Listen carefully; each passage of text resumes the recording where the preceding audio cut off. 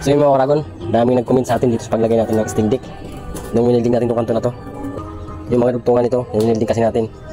So marami nag-iyakan yan dahil dapat daw yung mga dugtungan dito yung winilding.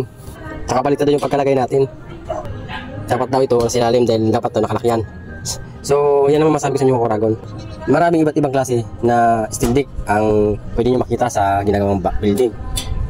So tulad lang nitong encounter ko na steel deck. Yan, steel deck yung encounter natin. So dito winilding ko yan dahil sa kahit kasi baliktarin mo, so ito yung gusto nyo mangyari. Ito yung ating nakakap.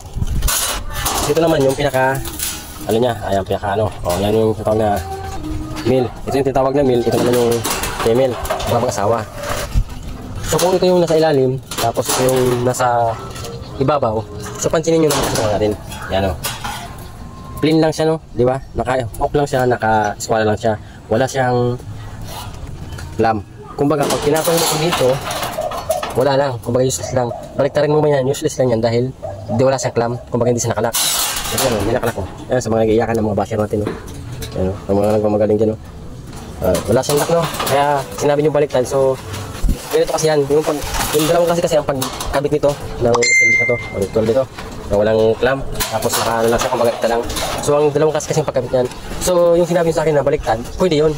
Baliktarin natin tapos i-tex screw. Or black screw. Diba? So, pwede talaga yun. So, pero ako naman kasi, para magparehas yung pinaka-space niya, o dito space, yan, ipakita sa inyo ito. Ito space niya. Tapos, paggaling naman dito, space niya. Paggaling naman dito, sa lugtungan. So, pinarehas ko lang siya para parehas yung space niya. Tapos, space dito. Para kung ano lang ito, ayun din lang ito. Para pag nalagyan natin ng bakal, kung 30-30 tayo, 30-30 parehas yan. Hindi tulad kapag binaliktad mo, magkakaroon siya dito ng